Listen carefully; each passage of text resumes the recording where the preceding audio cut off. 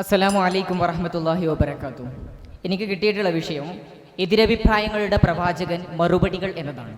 പ്രവാചകൻ തിരുമേനി സല്ലല്ലാഹു അലൈഹി വസല്ലമ തങ്ങളുടെ ജീവിതം ഇങ്ങനെ എടുത്തു നോക്കുകയാണെങ്കിൽ ഇന്നത്തെ ഓറിയന്റലിസ്റ്റുകൾ അല്ലെങ്കിൽ ഇന്നത്തെ പാശ്ചാത്യ പണ്ഡിതന്മാർ, അവിടുത്തെ അക്കാഡമിഷ്യൻസ് പ്രവാചകന്റെ എന്തെങ്കിലുമൊക്കെ എതിരഭിപ്രായങ്ങളെ തേടി, പ്രവാചകന്റെ എന്തെങ്കിലുമൊക്കെ പ്രശ്നങ്ങളെ തേടിയിട്ട് ചർച്ച ചെയ്തുകൊണ്ടിരിക്കുകയാണ്. അപ്പോൾ പ്രവാചകനിൽ വന്നിട്ടുള്ള എതിരഭിപ്രായങ്ങൾ എന്തൊക്കെയാണ്, അതിൻ്റെ മറുപടികളാണ് ഞാൻ ഇന്ന് ചർച്ച ചെയ്യാൻ ഉദ്ദേശിക്കുന്നത്. പ്രവാചകൻ സല്ലല്ലാഹു അലൈഹി വസല്ലമ തങ്ങൾ ആദ്യമായിട്ട് സ്ത്രീകളെ പള്ളിയിലേക്ക് പ്രവേശിപ്പിക്കാൻ ആഹ്വാനം നടത്തുന്നുണ്ട്. അതേ പ്രവാചകൻ കുറച്ചു കാലം കഴിയുമ്പോഴേക്കും പ്രവാചകർ പറയുന്നുണ്ട്, സ്ത്രീകളെ ഇനി പള്ളിയിലേക്ക് പ്രവേശിപ്പിക്കാൻ പാടില്ല, അവർക്ക് വീടാണ് ഉത്തമം. അവിടെ വീടാണ് ഉത്തമം എന്ന വാക്കിനെ ഹൈലൈറ്റ് ചെയ്തുകൊണ്ട് പ്രവാചകൻ സല്ലല്ലാഹു അലൈഹി വസല്ലമ തങ്ങളുടെ ജീവിതത്തിൽ നിന്ന് ആണുങ്ങൾക്ക് പള്ളിയിലേക്ക് പ്രവേശിക്കാനുണ്ടാകുന്ന ശ്രേഷ്ഠത അത് പെണ്ണുങ്ങൾ പ്രവേശിക്കുന്നതിനേക്കാൾ അത്രമേൽ പ്രാധാന്യം അറിയിക്കുന്നതായിരുന്നു. സ്ത്രീകൾക്ക് അന്നുണ്ടായിരുന്ന പ്രശ്നങ്ങളെ മുൻനിർത്തിയായിരുന്നു പ്രവാചകൻ അത്തരമൊരു തീരുമാനമെടുത്തിരുന്നത്. ആദ്യ കാലഘട്ടത്ത് പ്രവാചകൻ സല്ലല്ലാഹു അലൈഹി വസല്ലമ തങ്ങളുടെ കാലഘട്ടത്ത് മദ്യം അനുവദനീയമായിരുന്നു. പ്രവാചകൻ അതിനെക്കുറിച്ച് ആദ്യമായിട്ട് എതിർത്തിട്ടൊന്നുമില്ല, പ്രവാചകൻ അത് അംഗീകരിക്കുകയായിരുന്നു. പക്ഷേ പിന്നീട് പ്രവാചകൻ എതിരഭിപ്രായങ്ങൾ വരികയാണ്. മദ്യം ഇനി വർജിക്കണം, അത് പാടില്ല, കാരണം അതുകൊണ്ട് നമസ്കാരത്തിന് ബുദ്ധിമുട്ടുണ്ട്, അതുകൊണ്ട് മനുഷ്യന്റെ ബൗദ്ധിക തലങ്ങളിൽ ബുദ്ധിമുട്ടുണ്ടാക്കുന്നുണ്ട്, അതൊരിക്കൽ മെഡിസിൻ ആവാം, അതൊരിക്കൽ മറ്റുള്ള ഏത് സാങ്കേതിക വിദ്യകളുടെ പിരിമുറക്കം കൊണ്ട് പരിഹാരമായിട്ട് നിങ്ങൾക്ക് നിർദ്ദേശിക്കാം, പക്ഷെ അതുകൊണ്ട് പ്രശ്നങ്ങളുണ്ട്, പ്രശ്നങ്ങൾ വലുതാണ്. പ്രവാചകൻ സല്ലല്ലാഹു അലൈഹി വസല്ലമ തങ്ങളുടെ ജീവിതത്തിലെ ഏറ്റവും കൂടുതൽ ഓറിയന്റലിസ്റ്റുകൾ ചർച്ച ചെയ്യുന്നത് പ്രവാചകന്റെ ബഹുഭാര്യത്വത്തെ കുറിച്ചാണ്. പ്രവാചകൻ 11 ഭാര്യമാരെ കഴിക്കുന്നു, 4 ഭാര്യമാരെ മാത്രമേ നിങ്ങൾക്ക് കഴിക്കാൻ പാടുള്ളൂ എന്ന് പറയുന്നു. എന്തൊരു എതിരഭിപ്രായങ്ങളാണ്, എന്തൊരു പാരഡോക്സ് ആണ് അതിനകത്ത് ഇൻക്ലൂഡ് ചെയ്തിട്ടുള്ളത്. ഇവിടെ നമ്മൾ ചർച്ച ചെയ്യേണ്ടത് പ്രവാചകൻ സല്ലല്ലാഹു അലൈഹി വസല്ലമ തങ്ങളുടെ ജീവിത കാലാവസ്ഥയെ കുറിച്ചാണ്.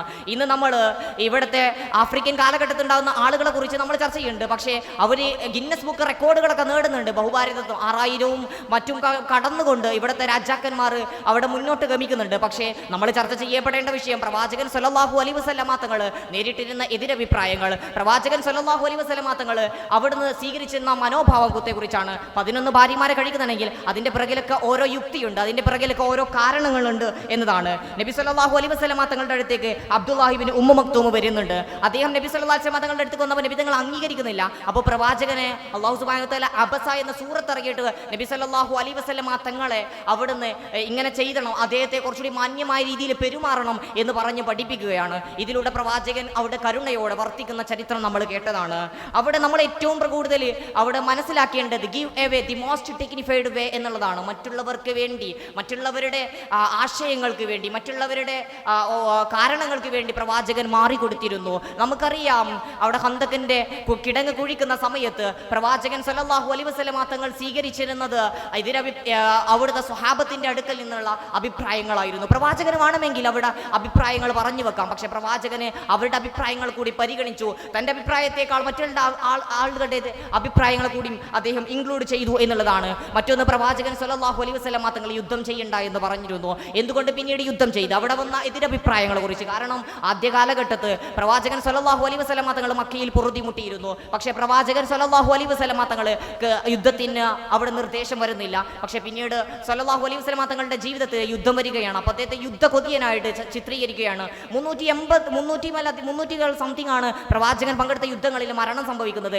അതിൽ 203 ശത്രുക്കളും 150 കടക്കുന്ന മുസ്ലിങ്ങളുമാണ് മുസ്ലിങ്ങളുടെ മരണവും സംഭവിക്കുന്നത്. പ്രവാചകൻ പരമാവധി യുദ്ധം ചെയ്യരുത്, കുട്ടികൾക്കും മറ്റുള്ളവർക്കും പ്രശ്നങ്ങൾ ഉണ്ടാക്കരുത് എന്നാണ് പറഞ്ഞത്. അതുകൊണ്ട് തന്നെ പ്രവാചകൻ ഒരിക്കലും യുദ്ധകൊതിയനായിട്ട് നമുക്ക് ചിത്രീകരിക്കാൻ സാധ്യമാവുകയില്ല.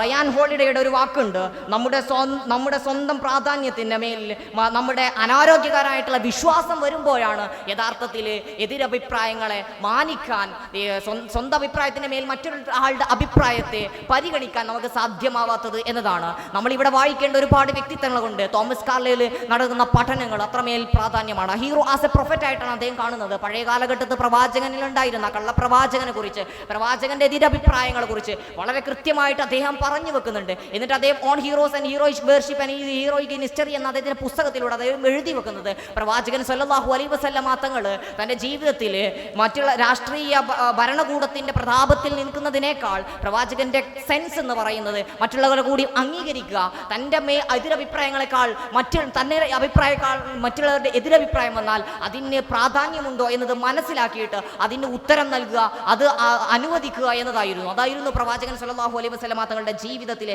ഏറ്റവും സുപ്രധാന പാഠം. ബെർണാഡ് ഷോയൊക്കെ പറഞ്ഞു വെക്കുന്ന ഒരു സുപ്രധാനമായിട്ടുള്ള കാര്യമുണ്ട്. നമ്മൾ ഒരു കാര്യത്തെക്കുറിച്ച് അർത്ഥശങ്കകൾ ഇടവരുത്തുന്ന സാഹചര്യം ഉണ്ടാവുകയാണെങ്കിൽ അപ്പോൾ നമ്മൾ പ്രവാചകനെ വായിക്കേണ്ടത്, പ്രവാചകൻ സല്ലല്ലാഹു അലൈഹി വസല്ലമ തങ്ങൾ വായിക്കേണ്ടത് അദ്ദേഹം എടുത്ത നിലപാടുകളെ കുറിച്ചാണ്. അതുകൊണ്ടായിരിക്കണം അദ്ദേഹത്തെ ലോകത്തിലെ ഏറ്റവും മികച്ച ഇൻഫ്ലുവൻസർ ആയിട്ട് മൈക്കിൾ ചാട്ട് അദ്ദേഹത്തെ പറയുന്നത്.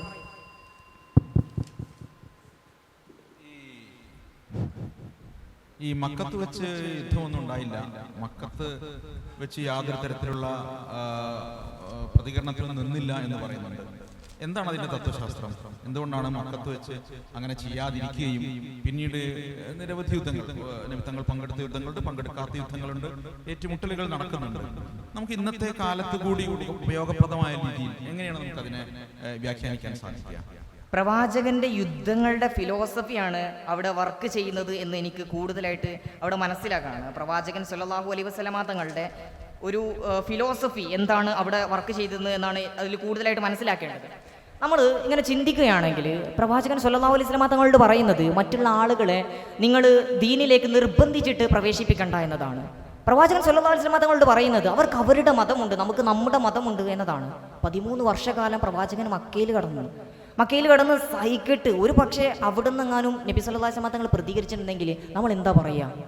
പ്രവാചകനെ അക്ഷമനായിരുന്നു, പ്രവാചകന് ക്ഷമാശീലമില്ലായിരുന്നു എന്നുള്ളതാണ്. കാരണം പ്രവാചകന് മദീനയിൽ അനുഭവിക്കുന്നത് അധികാരമാണെങ്കിൽ മക്കയിൽ അനുഭവിക്കുന്ന കാലം എന്ന് പറയുന്നത് പൊറുതിമുട്ടിയ പ്രയാസത്തിൻ്റെ കാലമാണ്.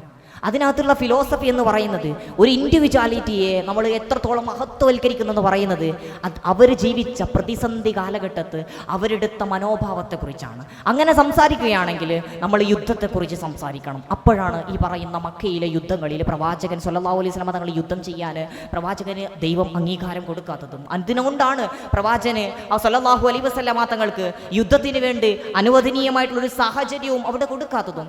കാരണം പ്രവാചകൻ സല്ലല്ലാഹു അലൈഹി വസല്ലമ തങ്ങൾ പങ്കെടുത്തിട്ടുള്ള യുദ്ധങ്ങൾ ഒരുപാടുണ്ട്. അതിൽ മരണപ്പെടുന്ന എണ്ണം എടുത്ത് വെച്ച് നോക്കുകയാണെങ്കിൽ 300 സംതിങ് ആണ്.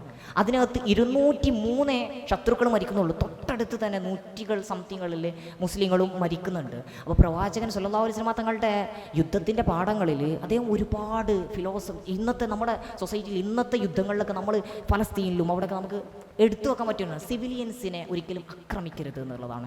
പ്രവാചകൻ സല്ലല്ലാഹു അലൈഹി വസല്ലമ തങ്ങൾ പറയുന്നത് അവിടുത്തെ പാവപ്പെട്ട ജനങ്ങളെ ഒരിക്കലും ആക്രമിക്കരുത് എന്നുള്ളതാണ്. പ്രവാചകൻ സല്ലല്ലാഹു അലൈഹി വസല്ലമ തങ്ങൾ പറയുന്നത് അവിടെ ഉണ്ടാകുന്ന ചെറു കുട്ടികളെയും വൃദ്ധരെയും നിങ്ങൾ അതിക്രമിക്കരുത് എന്നുള്ളതാണ്. പ്രവാചകൻ സല്ലല്ലാഹു അലൈഹി വസല്ലമ തങ്ങൾ യുദ്ധത്തിൻ്റെ ആ ഒരു ഫിലോസഫിയെ കുറിച്ച് നമ്മൾ ചർച്ച ചെയ്യുമ്പോൾ പ്രവാചകൻ നോട്ട് ഓൺ എഫിഷ്യൻസി എന്ന് വേണമെങ്കിൽ പറയാം, സ്വന്തം തീരുമാനങ്ങൾക്കപ്പുറത്ത് ദൈവത്തിൻ്റെ വെളിയാളങ്ങൾ ശ്രദ്ധിച്ചിരുന്ന ഒരു നല്ല മനുഷ്യരായിരുന്നു എന്ന് വേണമെങ്കിൽ നമുക്ക് അതിനെ നിർവചിക്കാം. മദീനത്ത് അതായത് പ്രവാചകൻ സല്ലല്ലാഹു അലൈഹി വസല്ലമ തങ്ങൾ ആദ്യമായിട്ട് പങ്കെടുക്കുന്ന യുദ്ധം ബദർ യുദ്ധമാണ്.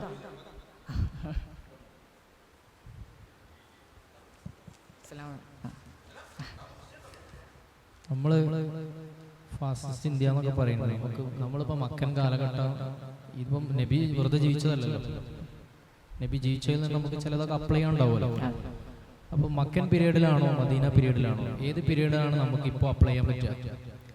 പ്രവാചകന്റെ രണ്ട് പീരീഡും അപ്ലൈ ചെയ്യാവുന്നതാണ്.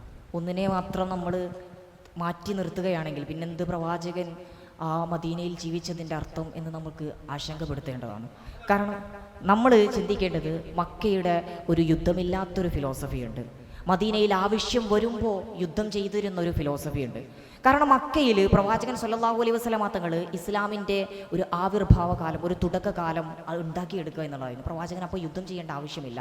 കാരണം പ്രവാചകൻ സല്ലല്ലാഹു അലൈഹി വസല്ലമ തങ്ങൾ വാളുകൊണ്ടല്ല ഇവിടെ ഇസ്ലാം പ്രചരിപ്പിച്ചത്, മറിച്ച് നബിത്തങ്ങളുടെ സ്നേഹത്തിലൂടെ, നബിത്തങ്ങളുടെ സൗഹാർദ്ദത്തിലൂടെയാണ് പറഞ്ഞത്. ഇന്ത്യയുടെ രാഷ്ട്രപിതാവ്, അഹിംസയുടെ ഉപജ്ഞാതാവായിട്ടുള്ള ഗാന്ധിജിയാണ്. അവിടെ നമ്മൾ ചരിത്രം വായിക്കുമ്പോൾ നമുക്ക് മനസ്സിലാകുന്നത് പ്രവാചകന്റെ ആ സ്നേഹത്തിന്റെ പാഠബാല്യങ്ങൾ പോലും നമുക്ക് അത്രമേൽ നമുക്ക് അനുവർത്തിക്കാവുന്നതാണ് എന്നുള്ളതാണ്. മദീനയുടെ ചരിത്രം എടുത്തു നോക്കുകയാണെങ്കിൽ പ്രവാചകൻ അവിടെ നടത്തിയ യുദ്ധങ്ങളൊക്കെ ഏറ്റവും കൂടുതൽ ചർച്ച ചെയ്യേണ്ടതാണ്. ഖന്തക്കിന്റെ യുദ്ധങ്ങളിൽ പ്രവാചകൻ സല്ലല്ലാഹു അലൈഹി വസല്ലം തങ്ങൾ ഒരു സ്വഹാബിയുടെ അഭിപ്രായത്തെയാണ് സ്വീകരിച്ചത്. പ്രവാചകൻ അവിടുന്ന് പറഞ്ഞു വെക്കുന്നത് വെച്ചാൽ, ഞാൻ ഏറ്റവും വലിയ യുദ്ധ സൈനിക സേനാനിയാണെങ്കിൽ പോലും ഞാൻ മറ്റുള്ളവരെ കൂടി പരിഗണിക്കണം എന്നുള്ളതാണ്.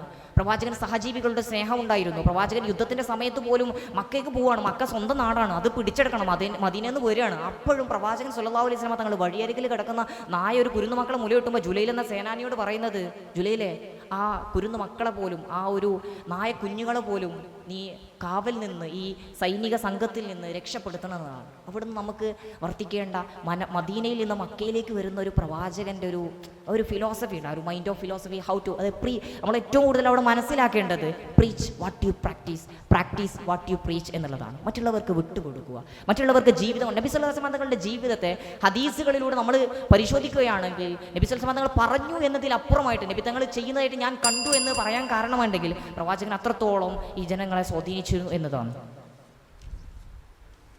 അസ്സലാമു അലൈക്കും വറഹ്മത്തുള്ളാഹി.